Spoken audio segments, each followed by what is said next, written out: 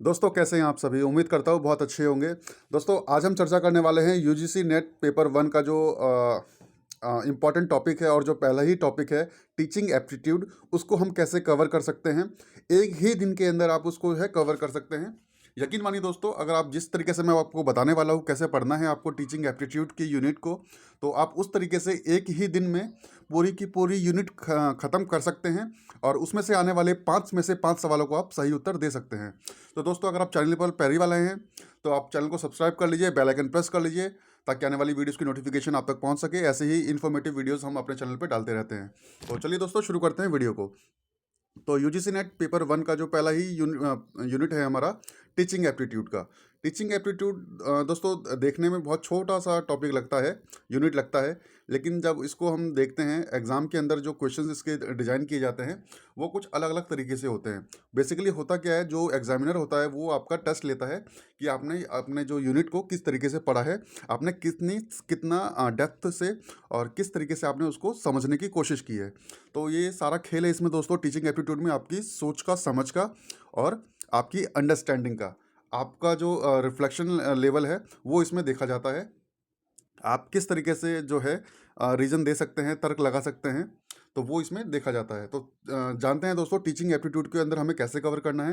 तो सबसे पहले ही हम बात कर लेते हैं टीचिंग की। तो टीचिंग में आपको क्या है, आपका जो नेचर है, ऑब्जेक्टिव्स है, कैरेक्टरिस्टिक्स है एंड बेसिक रिक्वायरमेंट्स हैं, तो इस बारे में आपको पढ़ना है। तो नॉर्मल सी चीज़ें हैं इसके अंदर दोस्तों। आपको जो आपका किशोर और जो वयस्क शिक्षार्थी होते हैं उनके अंदर जो उनकी विशेषताएं होती हैं सीखने की, समझने की, तो वो सब देखना है आपको। और दूसरे में आपको जो उसकी जो लर्नर्स कैरेक्टरिस्टिक्स होते हैं, जो उनकी विशेषताएं होती हैं जैसे मैंने आपको बताया।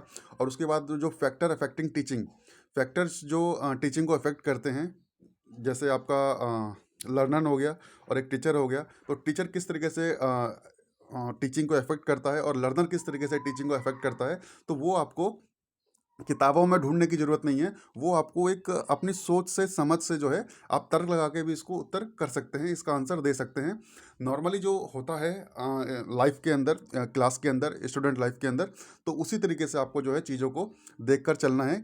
किस तरीके से चीज़ें जो हैं वो ठीक होती होती हैं और किस तरीके से चीज़ ठीक नहीं होती है, वो आपको अपना उसमें तर्क लगाना है कि आपके हिसाब से वो क्या सही है और क्या सही नहीं है। बस ये देखना होता है। अगर आपका लर्नर सेंटर्ड है, यानी जो आप सीख रहे हैं उससे सेंटर्ड है, तो आपको अपनी तरफ से देखना है कि आपके लिए क्या अच्छा है।